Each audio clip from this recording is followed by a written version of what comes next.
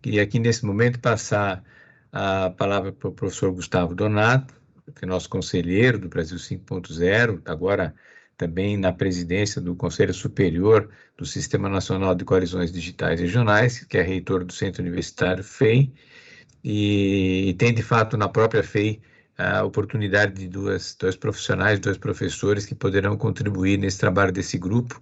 Depois a gente vai conversar um pouquinho mais sobre isso, sobre essa possibilidade. Mas eu queria aqui passar a palavra, então, agora ao professor Gustavo.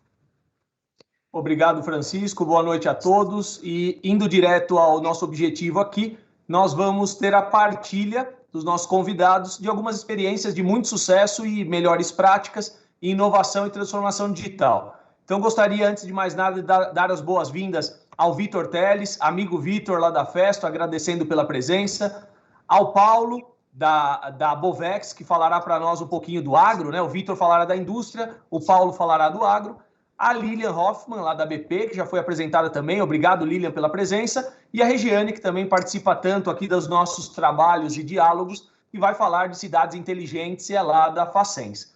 Então, Francisco, próximo slide, por favor. Eu já gostaria de passar a palavra, Vitor, novamente dando as boas-vindas e um prazer tê-lo aqui conosco, para que você compartilhe um pouquinho conosco aí da experiência da Festo voltada à indústria. Boa noite, Vitor. Boa noite, Gustavo. Muito obrigado. Quero começar parabenizando por toda essa iniciativa e todo esse trabalho, né, que vocês já apresentaram aqui algumas etapas. Francisco, pelo convite. Eu sou bem novinho aqui no grupo, mas ele sabe, já conversamos, e eu estou bastante interessado em me aprofundar mais e participar mais junto com todos vocês dessas conquistas. Ok? Posso seguir com a minha apresentação, então, é isso? Sim, por favor. Perfeito, muito obrigado. Bom, eu vou falar um pouco de um case que nós temos na indústria. Antes de mais nada, e bem rapidamente, falar um pouco do que é a Festo e por que nós estamos nessa questão da transformação digital e conseguindo levar essas tecnologias habilitadoras e todo esse contexto para o mercado industrial. Então, a Festo é uma multinacional alemã, criada em 1925, onde a tecnologia de automação é o nosso core. Tá? Não vou entrar nos detalhes porque não é o objetivo aqui. Mas nós sempre buscamos a questão da educação e a questão da inspiração. Até por isso, quando o Gustavo me apresentou, né, me chamou de amigo, de colega, porque nós temos uma parceria muito grande com a FEI, Regiane também eu conheço, temos uma parceria muito grande com a Facens lá em Sorocaba. Então, nós buscamos disseminar o conhecimento da automação para que os profissionais estejam aí preparados para implementá-las. Porém, o nosso core business está na indústria, onde nós temos nessa jornada integrada do cliente e digital, toda a parte de Smart Engineering and Commissioning, onde nós temos as ferramentas de engenharia para que os nossos clientes possam desenvolver as suas soluções. Temos também, claro, a oferecer os Smart Products para que esses projetos possam ganhar vida e estarem conectados, os sistemas dos nossos clientes estarem conectados. Também, claro, com todo esse advento da digitalização, nós podemos já fornecer esses produtos pré-programados ou pré-comissionados e até mesmo montados, para que o nosso cliente possa ter, lá na linha de produção dele, toda a parte de Smart Operation em maintenance, né? Smart Maintenance. Com isso, nós temos os dashboards e a parte de soluções de IIoT e também de inteligência artificial, e por que não a inteligência artificial também utilizada na manutenção preditiva. Então, isso para dar um contexto, por que Festo e por que vou trazer esse exemplo aqui, esse case da indústria.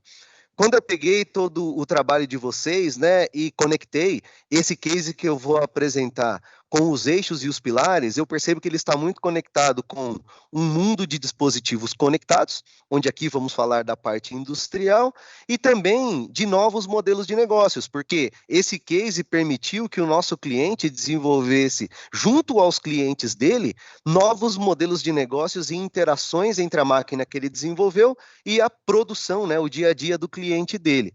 E quando nós falamos dos pilares, na questão do desenvolvimento das pessoas 5.0, o desenvolvimento de novos negócios e negócios conectados, e claro, isso culminando na questão da economia 5.0.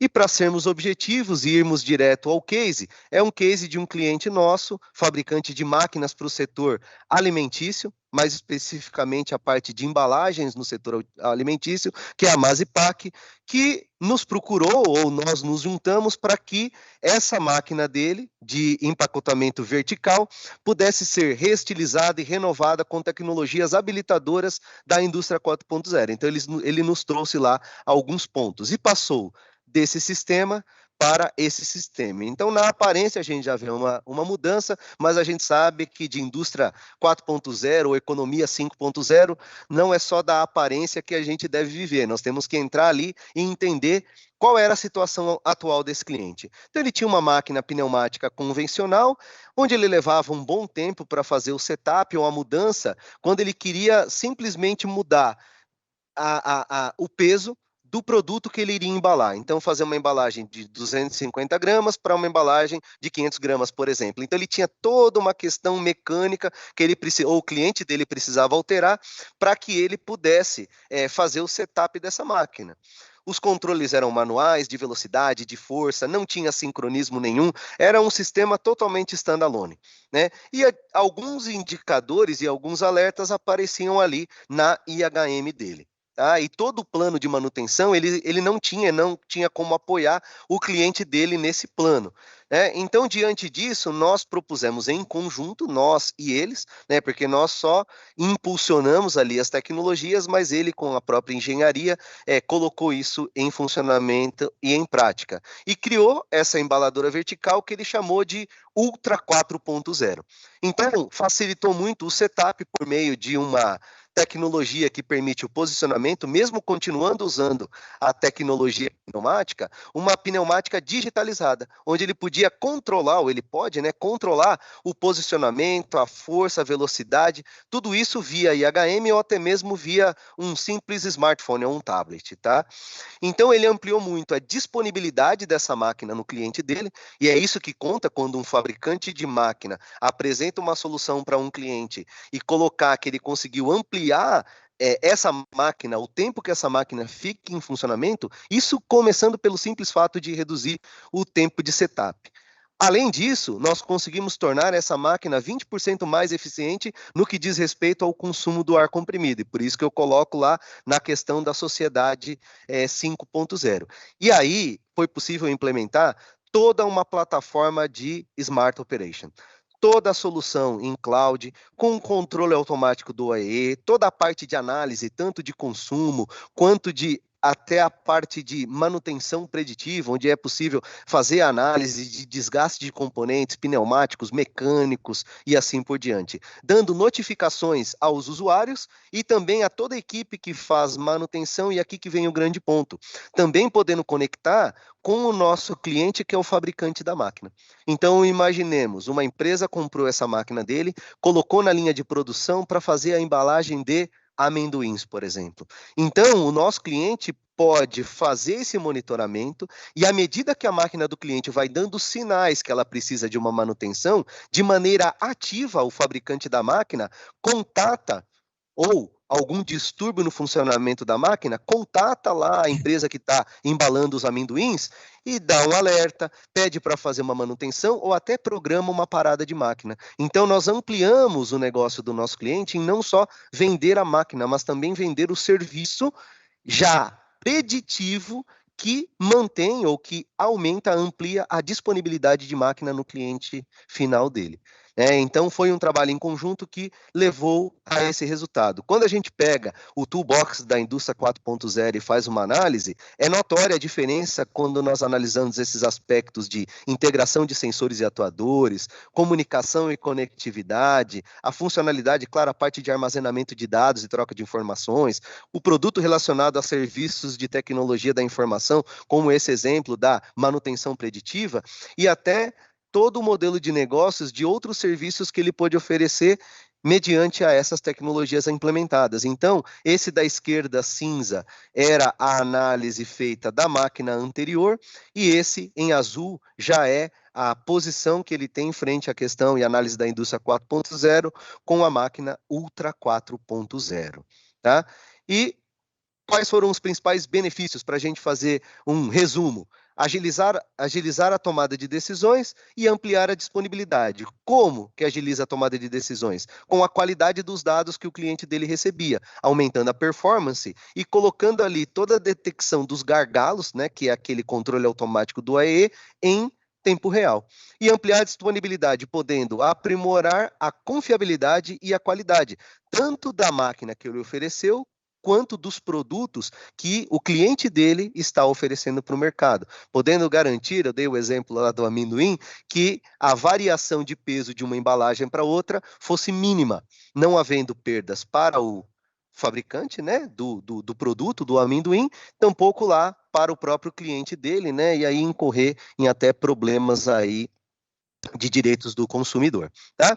E para finalizarmos, eu vou só colocar bem rapidamente, não tem áudio, tá um vídeo, que tudo isso ele tinha disponibilidade em realidade aumentada. Então a gente pode ver lá em cima todos os dashboards, e aqui nós colocamos, por exemplo, com o HoloLens, ele como fazer o setup dessa máquina.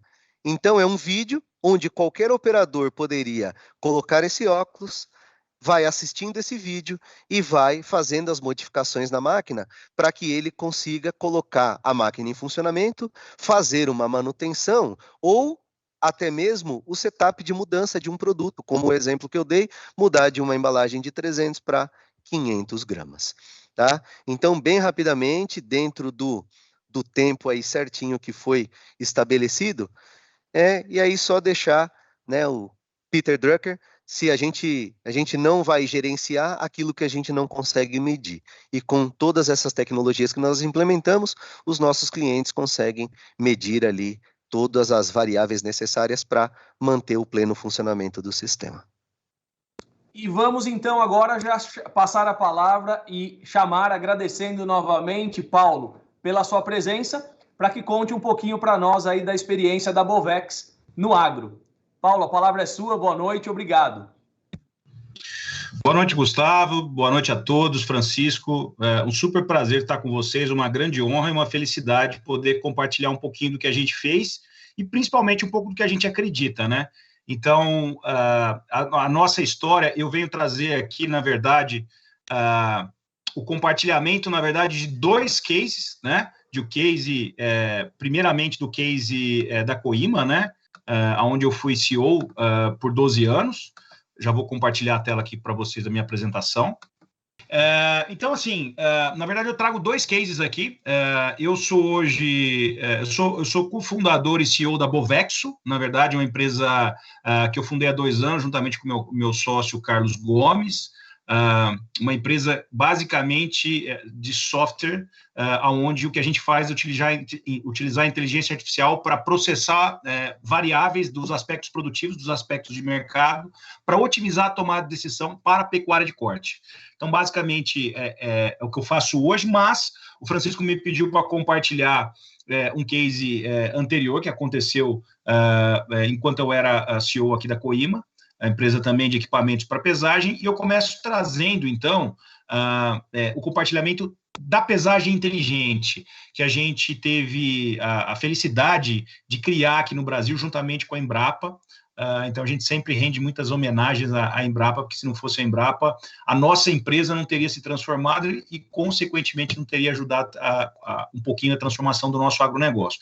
Então, essa foto que vocês estão vendo aqui, na verdade, a Balpes é um sistema que a gente desenvolveu na Coima, juntamente com a Embrapa, e que tinha por mérito básico a gente conseguir fazer com que os animais passassem a ser pesados diariamente em tempo real nas propriedades, principalmente no sistema extensivo, né, de pastagem.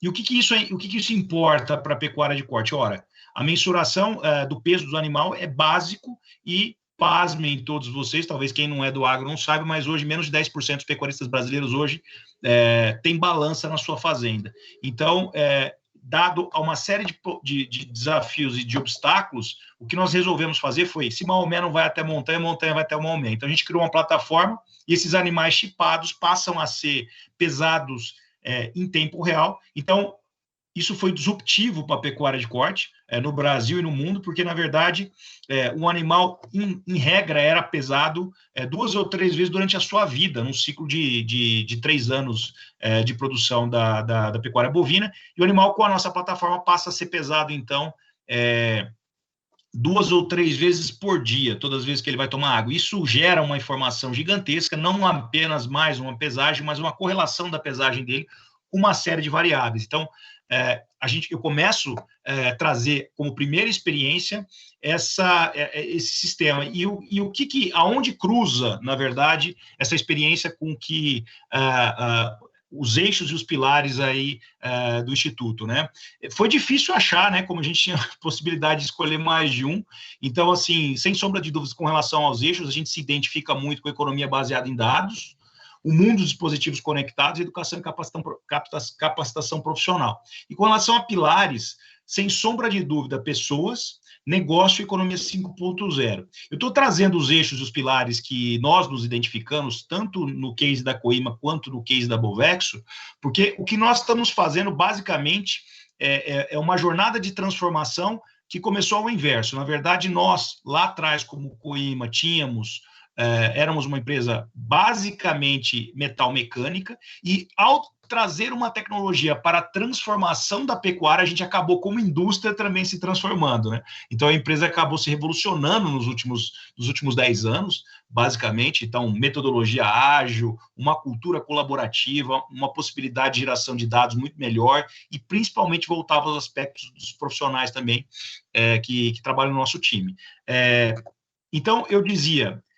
Estou trazendo aqui um pouquinho da lógica de como funciona, de como isso foi disruptivo para a pecuária de corte, né? Isso deu ao pecuarista a possibilidade de começar a fazer uma avaliação preditiva do ganho de peso e, obviamente, isso impacta muito no seu lucro.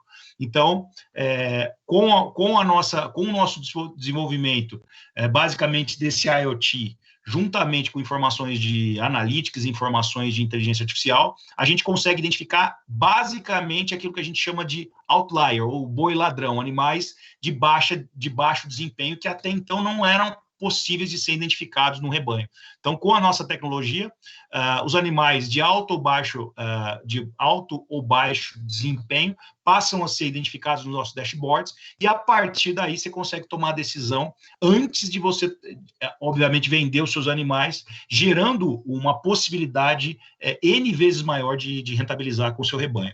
Mas aí, esse desafio é um desafio que não parou por aí. Então, nos últimos 2 anos, juntamente com o meu sócio, eu acabei fundando a Bovexo, essa sim é a empresa hoje que eu estou, né?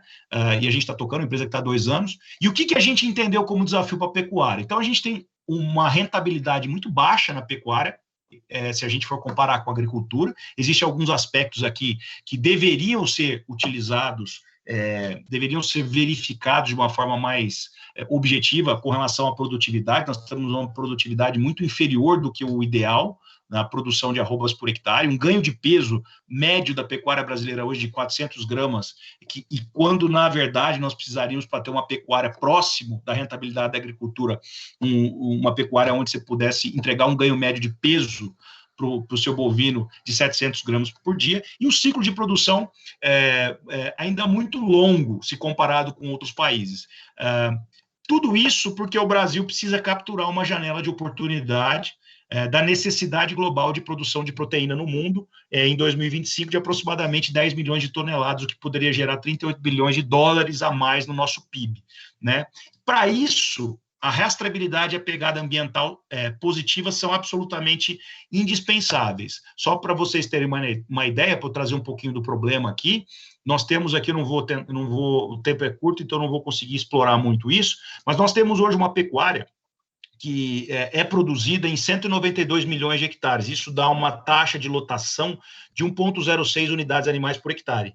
Se a gente conseguir fazer uma pecuária otimizada, a gente vai e levar essa taxa de lotação, por exemplo, trazer um indicador de 1,06 para 1,8 unidades animais por hectare, a gente produz em 145 milhões de hectares, e não mais em 192, e aí o grande aspecto positivo, a gente consegue diminuir a pegada carbônica em aproximadamente 50%. Hoje a pegada carbônica da pecuária brasileira emite mais ou menos 42,6 quilogramas de CO2 por quilo de peso vivo do animal, e com uma tecnologia, e aí a tecnologia da Bolvexo vem ajudar a fazer isso, a gente reduz para 23,4 quilogramas. Como é que a gente faz isso? Para a gente fechar, né? Qual a mágica de tudo isso? A gente utiliza dados de entrada, então, que vem através de dispositivos, sensores de campo, outros eventuais dispositivos, como, por exemplo, uma balança, aquela que eu dei exemplo, mas não apenas uma balança, uma estação meteorológica, imagens de pastagem, de qualidade de oferta nutricional e informações de mercado, curvas de preço, curva de preço do boi gordo, informações preditivas de análise climáticas, e com base nesses dados, a gente utiliza uma modelagem econométrica, e o que a gente faz, basicamente, é resolver interdependências, através da inteligência artificial, resolver interdependências de N variáveis, só para vocês terem uma noção, de 5 variáveis que representam até 80% da geração de valor da pecuária de corte, as possibilidades combinatórias dessa decisão. E aí, quando eu falo dessas variáveis, eu estou falando, por exemplo, de qualidade de raça do animal, clima daquela região, fertilidade de solo, dieta que eu posso colocar, nível de marmoreio da carne. Então, tem N variáveis, mas só para dar um exemplo, 5 das variáveis que representam até 80% do resultado econômico demandam mais de 6 milhões de combinatórias. Então, isso não é possível ser feito de uma forma humana. Então, basicamente, o que a gente usa?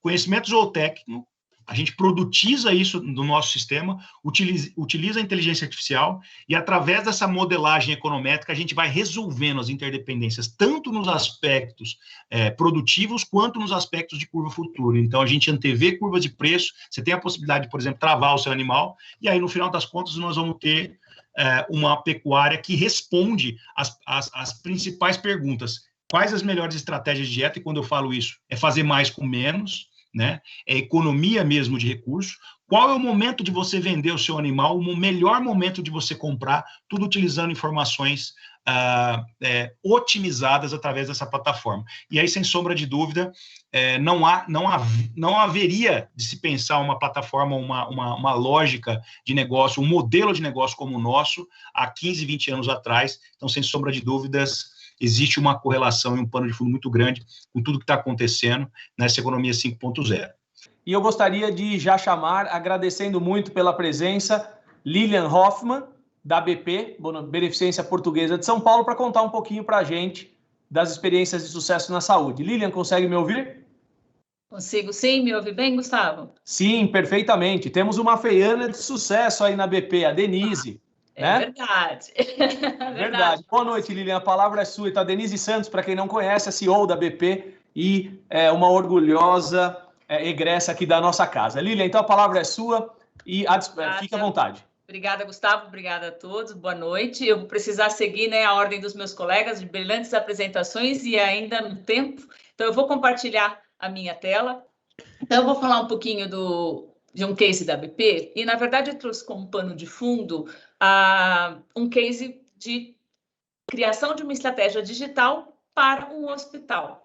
E, na verdade, eu acho que quando o Francisco me convidou e falou de um case de sucesso, a gente tem sempre orgulho, de falar daquilo que faz, e a gente diz que é um case de sucesso. A gente está falando de um hospital em São Paulo que tem 162 anos, Então, quando a gente fala de transformação e inovação, a gente tem um pano de fundo de uma tradição, é um grande hospital, então temos lá 150 mil metros quadrados de área construída, e em torno de 882 leitos.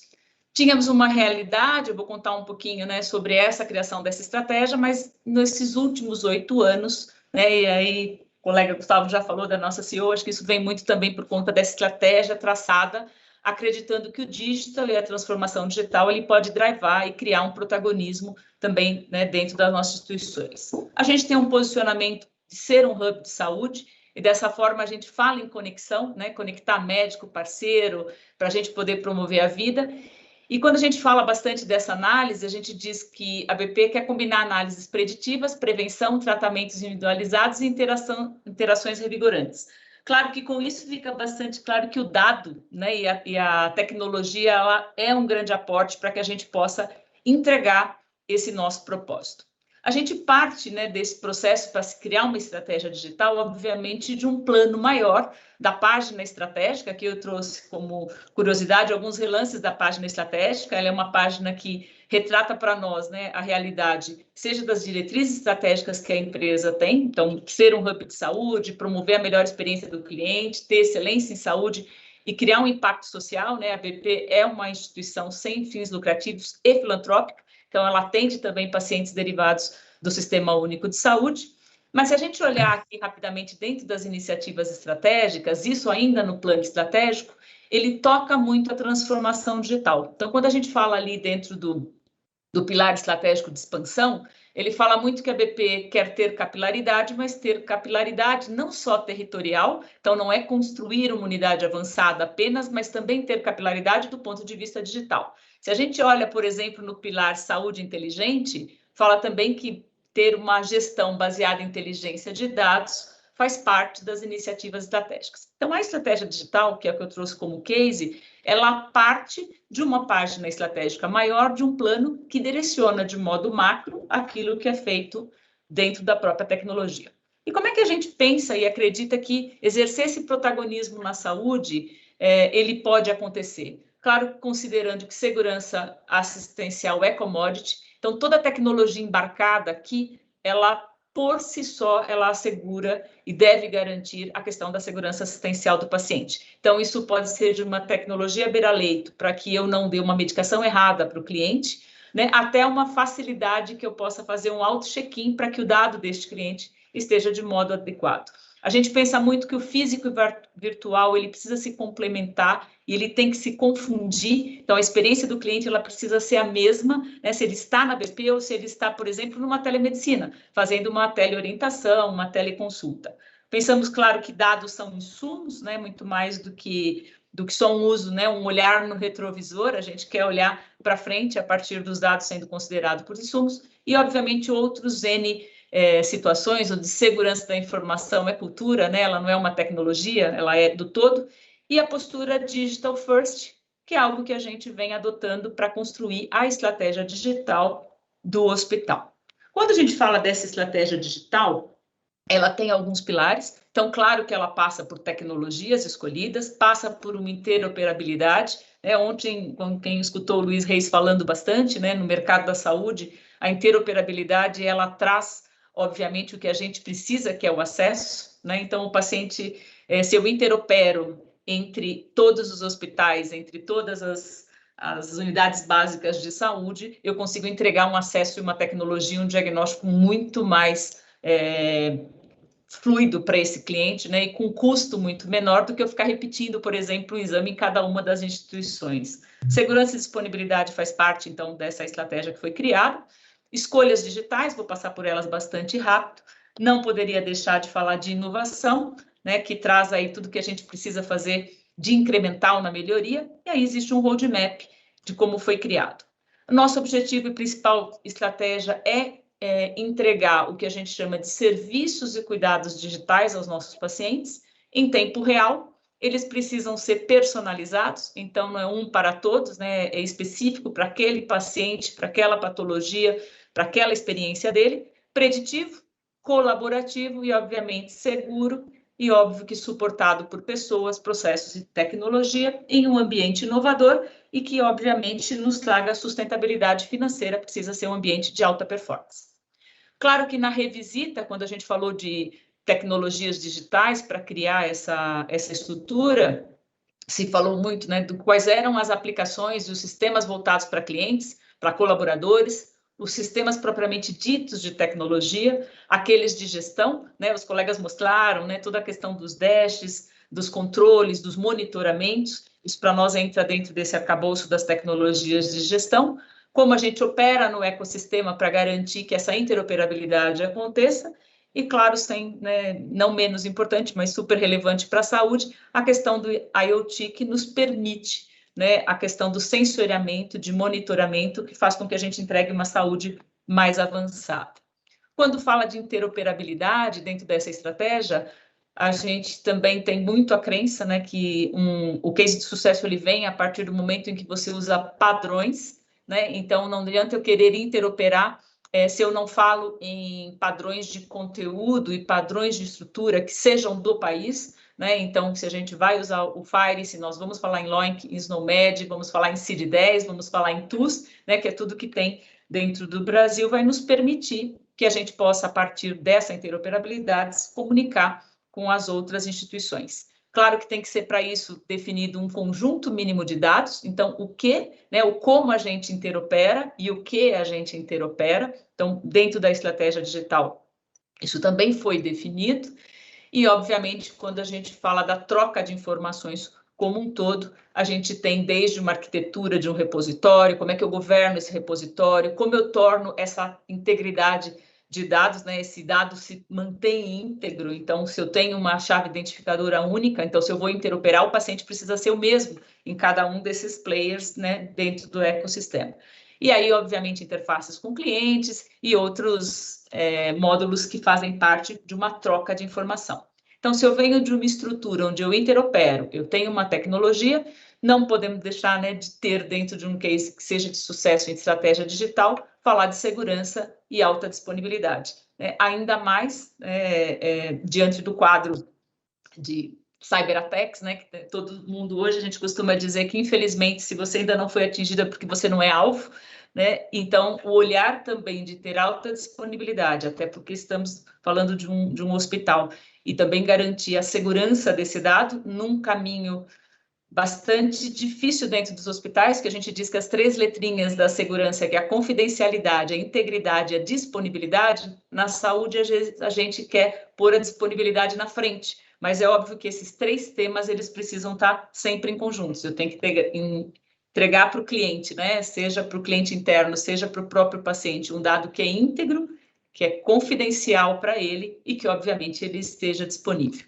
Para isso, a gente fez dentro da estratégia digital uma série de monitoramentos para garantir que eu possa monitorar, seja a disponibilidade ou a própria processos, eventualmente, por exemplo, de ataques, né, em relação a hackers ou então algum tipo de malware que pudesse indisponibilizar o nosso ambiente. Logicamente, nada disso é perfeito no momento zero, e a gente ainda está nisso, né? A gente costuma dizer que é um case em sucesso, então a gente passa por assessments regulares, aí falando especificamente de segurança e disponibilidade, onde a gente consegue, a partir de um plano diretor de segurança de informação, priorizar quais são as atividades para o próximo processo, seja ele anual, seja ele bianual. Então, sempre há um assessment e sempre há uma complementariedade. Nós fizemos escolhas digitais ao longo desse caminho, então, quando a gente fala de inovação, a gente hoje está tratando nessas 6 grandes modalidades. Então, análise avançada de dados, né? Então, aí em todo o arcabouço da inteligência artificial, pode ser ela num processamento de linguagem natural, em cima de um machine learning, a saúde virtual, e aí que é um pouco mais do que a telemedicina em si, mas é a aplicação de assistentes virtuais de saúde para entregar para o paciente uma interação. Aqui, muita coisa ainda está no âmbito da inovação, a gente está rodando MVPs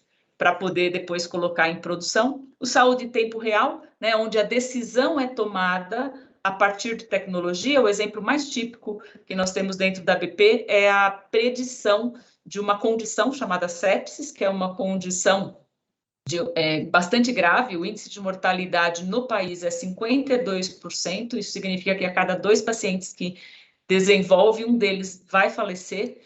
A gente conseguiu, a partir da tecnologia em tempo real, reduzir esse número para 22%. Então, são tecnologias que vão detectando o laboratório, né, o resultado laboratorial, os dados paramétricos de sinais vitais do paciente, o nível de consciência, e ele alerta a equipe clínica que aquele paciente é um paciente que tem a probabilidade de desenvolver sepse. Automação, e aqui a gente está falando de um arcabouço grande, do tal do Robotic Process Automation, né, onde você substitui uma ação humana por uma ação robotizada. A gente tem alguns exemplos na área, principalmente em relação a convênios, de autorizações dos convênios, onde isso era feito manual, hoje é feito por robôs, IoT e a realidade aumentada, que é uma grande aposta da BP para o ensino médico. Então, nós fizemos um protótipo interessante de uma cirurgia de carótida, né, uma das cirurgias, para fazer o treinamento médico, não só nos modelos, né, que são físicos, mas também via realidade aumentada.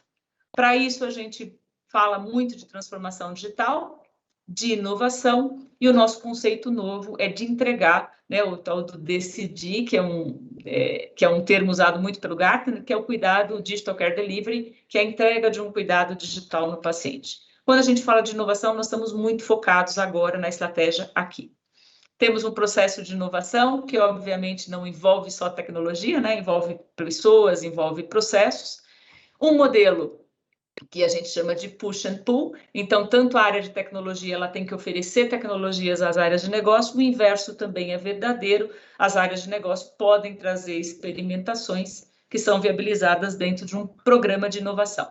E aqui eu trouxe para quase fechar, que essa construção, né, ela não é uma construção, ela é aqui, acho que assim, o degrau que aparece aqui na tela é um pouco isso. Esses dados, eles são reais e eles nasceram em 2014. Então, à medida em que nós fomos analisando a estratégia digital do hospital, então lá em 14 eu não poderia pensar em utilizar, por exemplo, um IoT, né, ou usar um processo de realidade virtual para treinamento. Eu tinha grandes problemas de infraestrutura, né, e sistemas bastante de sustentação. A partir daí, né, venceu-se essa etapa, foi-se para um processo um pouco maior, que a gente chamou aqui de Digital Explorer, esse é um termo usado também de mercado, onde você já começa a ter o prontuário, né, digital acontecendo para suas unidades. Depois a gente já vira um digital player, que é a hora que você começa a jogar um pouco com a tecnologia. A gente tem serviços digitais consistentes, mas nada inovadores ainda, é o básico do mercado. E a gente está agora numa fase, né, dentro dessa estratégia digital, que é de 19 a 21, onde a gente tem se nomeado aqui, mesma nomenclatura que o IDC utiliza, chamado Digital Transformer, que é a hora em que eu coloco já um serviço digital consistente e com algum grau de inovação. E a perspectiva para o próximo ano, né? Claro que aqui 19 e 21 foi impactado pela pandemia, que acelerou algumas coisas, outras retroagiram, mas o fato é que de 22 para frente, o posicionamento da BP é que ela possa ser uma digital disruptor, né? Que a gente possa, sim, prestar o cuidado digital, que a gente possa ter plataformas de automação de infraestrutura, que a gente use a realidade virtual como uma plataforma de ensino. Hoje nós somos um hospital de ensino, mas ainda no modelo bastante tradicional, aplicar, né, a IA sobre imagem, que é uma grande aposta das nossas, ou sejam tecnologias que vão surgindo. Por que eu trouxe o roadmap desta forma? Porque o fato dele ser criado em ondas, da maneira como está aqui, ele facilitou, inclusive, a visibilidade, as expectativas de todos os stakeholders. Então, sabia-se que eu não podia dar o salto para um player se eu não resolvesse, por exemplo, uma cobertura Wi-Fi, né? Eu não posso falar de colocar o que a gente chama de beira-leito no hospital, que é um processo onde a enfermeira rastreia a pulseira do paciente, rastreia o medicamento e o prontuário diz paciente certo, medicamento certo, na hora certa, se eu não tiver uma cobertura Wi-Fi antes criada. Então, esse modelo de roadmap também foi dando visibilidade para a própria estrutura. E por que a gente fala que é de sucesso, né? Porque a gente, ao longo desses 8 anos, a gente foi conseguindo o que a gente chama de certificações. Então, eu trouxe mais para exemplificar. Existe uma certificação chamada HIMSS, que é Healthcare Information Management System Society. Ela é uma certificação que fala da boa prática do uso do prontuário eletrônico em função da assistência e da segurança do paciente. No Brasil, só existem 9 hospitais que têm estes selos, 3 deles são da BP, e nos Estados Unidos, por exemplo, apenas 23% dos hospitais americanos, em torno de mais ou menos 6 mil hospitais, o mesmo número brasileiro, possuem essa certificação. Então, isso para nós mostra que construir uma estratégia, um roadmap, que ainda que tenha passos que vão fundamentando para uma infraestrutura, vão trazendo a transformação digital e vão trazendo a inovação, faz com que a empresa consiga alavancar. É claro que eu estou trazendo uma vertente de tecnologia, mas a BP com isso também conseguiu se posicionar no mercado, ter uma sustentabilidade financeira, que era algo que nos últimos 10 anos não era verdadeiro, né? Isso veio agora com esse novo posicionamento. E fazendo uma correlação, quando a gente fala dos eixos, a gente tem muito a correlação, né, da economia baseada em dados, né? Então, o próprio processo do paciente, o mundo de dispositivos conectados. Então, quando a gente hoje integra todos os monitores cardíacos, todos os processos dentro do prontuário, para que as tomadas de decisões elas sejam técnicas baseadas nesses dados. Novos modelos de negócio, são as plataformas digitais disponíveis, toda a parte de telemedicina, um exemplo bastante claro aqui. Pesquisa, desenvolvimento e inovação, até no ambiente hospitalar, né, isso é muito claro, e a confiança no ambiente digital. E quando a gente fala dos pilares, basicamente os mais fortes aqui para mim dentro dessa estratégia é o Pessoa 5.0 e o Negócio 5.0. E gostaria já de rapidamente agradecer a presença da Regiane e passar a palavra para que ela compartilhe conosco a experiência lá da Facens com o 5G Smart Campus. Regiane, boa noite, obrigado pela presença, a palavra é sua. Boa noite, tudo bem? Muito obrigada aí por mais essa oportunidade, maravilhosa apresentação, adorei mesmo, viu? Parabéns. Eu vou falar de um case que já está ficando figurinha carimbada, que é o 5G Smart Campus Facens, né? A Facens, para quem não conhece, é um centro universitário. Nós temos nota máxima no MEC e nós desenvolvemos um conceito chamado Smart Campus, que é um laboratório vivo de cidades inteligentes que integra toda a parte da comunidade acadêmica, o mercado, a sociedade, os alunos, professores, startups, todo mundo que quiser é bem-vindo, e nosso objetivo é tornar as cidades mais humanas, inteligentes e sustentáveis. Tudo que nós fazemos é alinhado aos objetivos sustentáveis e também ao conceito de ESG. Nós temos diversos centros de inovação que compõem o que nós chamamos de Smart Campus Facens, que é um laboratório composto por laboratório de inovação social, laboratório de indústria 4.0, laboratório de desenvolvimento de sistemas, laboratório de competições de engenharia, o Smart Lab Facens, que é o laboratório que cuida de tudo que acontece nas cidades. Tudo que nós fazemos dentro do campus, ele está alicerçado em 9 eixos. O eixo de meio ambiente, energia, saúde e qualidade de vida, indústria e negócios, mobilidade e segurança, urbanização, educação e cultura, tecnologia da informação e comunicação e a governança. E tudo isso hoje conta com o 5G. Então, esta infraestrutura de comunicação nos permite avançar um pouco mais no desenvolvimento de soluções tecnológicas e não tecnológicas para que os nossos alunos e os nossos cidadãos possam ter uma melhor qualidade de vida. Isso que nós fazemos tem muita relação com o Plano Nacional de Internet das Coisas, que foi instituído em 2019, num primeiro momento, com 4 áreas prioritárias: a área de saúde, cidades, indústria e rural, juntando um pouco do que todos os meus colegas falaram. E quais eram as aspirações para esse Plano Nacional de IoT? Aumentar a competitividade da economia, fortalecer as cadeias produtivas e, logicamente, promover a melhoria da qualidade de vida dos brasileiros. Então, como eu disse, tínhamos 4 áreas prioritárias: a indústria, o agro, a saúde e a cidade, assim como foram apresentados os cases nessas áreas, e nós passamos a ter, desde o final do ano passado, o turismo 4.0, que, com a educação 4.0, suportam todas as áreas. Lá na Facens, nós temos parcerias com várias empresas que estão aqui, inclusive com a Festo, que eu agradeço de novo pela parceria. Desenvolvemos um laboratório de indústria 4.0 totalmente disruptivo, colocando aí realidade aumentada, realidade virtual, colocando a área de robótica, colocando também a manutenção preditiva, usando a realidade virtual para isso. Nós fazemos, então, com isso, parte do nosso complexo de indústria 4.0. O outro laboratório que também compõe isto é o nosso Fab Lab. Ele foi o primeiro Fab Lab do interior do Brasil e permite uma fabricação digital de quase todas as coisas. Temos uma série de equipamentos que ficam à disposição não só dos nossos alunos, mas também de toda a comunidade externa. O LIGA, que é o Laboratório de Inovação de Games e Apps, desenvolve toda a área de gamificação com realidade aumentada, realidade virtual, fazendo a manutenção preditiva e treinamentos para a área industrial, usando para isto os conceitos de gamificação.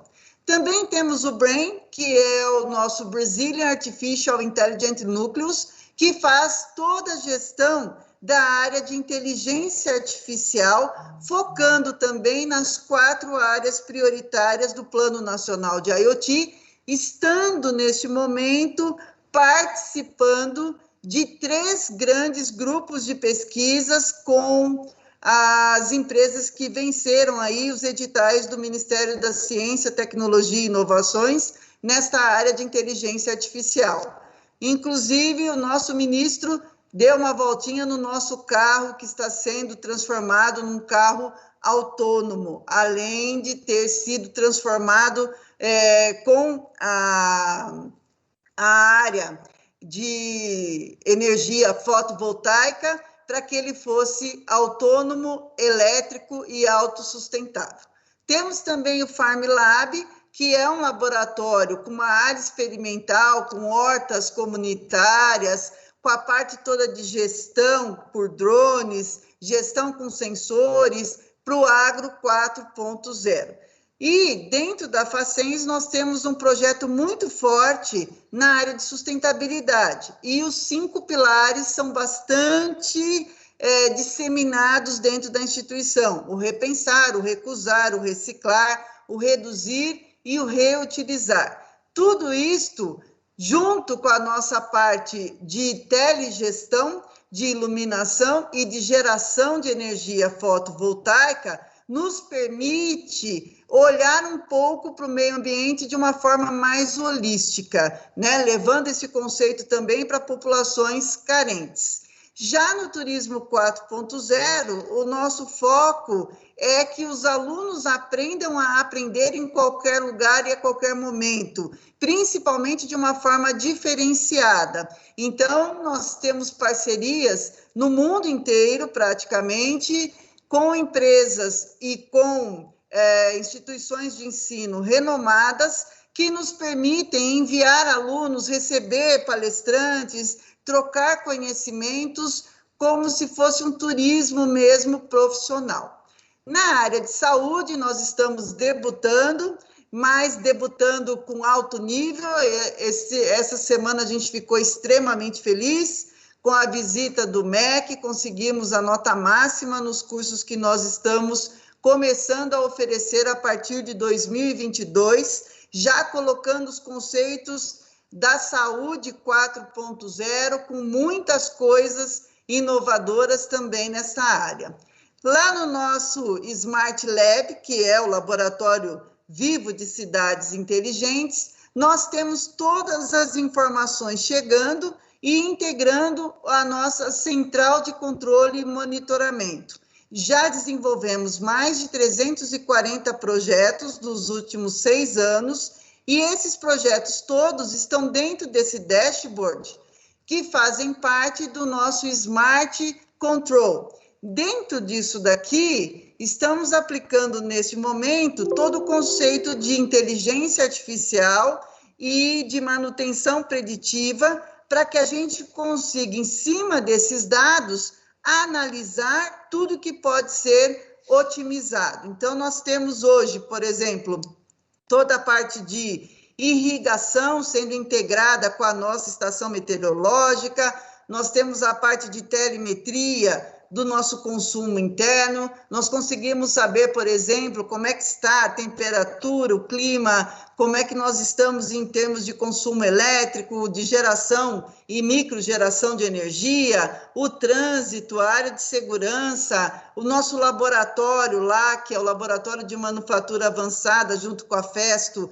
mandando todos os dados para o nosso dashboard também, com uma renovação das máquinas, e tudo isso a gente consegue hoje ter a um clique de distância a condição do trânsito, o número de alunos que nós temos dentro do campus, o número de pessoas que testaram positivo para Covid, o que os nossos alunos, professores, funcionários estão precisando na área de saúde. Estamos implementando o prontuário eletrônico dentro da faculdade também, na área de saúde, e tudo que nós fazemos lá, como eu disse, a gente mensura pelas ODS. Então, nós também estamos fazendo agora uma gestão de ESG mais focada em termos de uma cidade humana, inteligente e sustentável. Com isso, a gente já atendeu só dentro do nosso laboratório mais de 2.400 alunos, mais de 300 citações em projetos com ODS. Nós temos ali mais de 40 tipos de dispositivos IoTs integrados. Ganhamos agora vários prêmios, né? Além dos prêmios que nós já havíamos recebidos no passado, só esse ano e no finalzinho do ano passado, a gente recebeu aí em todas as áreas de robótica, de games, de tudo que faz o complexo Smart Campus Facens, foram mais de 50 reconhecimentos, né?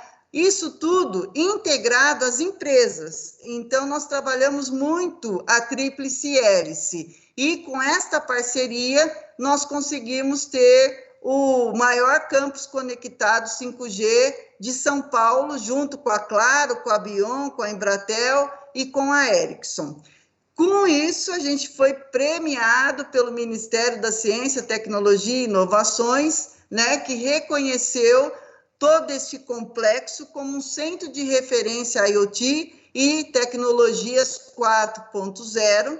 Junto com o 5G, nós entendemos que agora nós estamos engatinhando aí na educação 4.0, que vai suportar a sociedade 5.0. Então, para nós, a maioria dos eixos ali, nós atendemos, porque é um projeto multidisciplinar que envolve diversos conhecimentos, diversas pessoas e que vão precisar cada vez mais da transformação digital de toda a sociedade, tá? O nosso ministro foi lá, nos deu de presente todo o seu conhecimento, toda a sua sabedoria, e esse centro hoje resulta na junção de todos os projetos da Facens em todas as áreas prioritárias pelo Plano Nacional de IoT.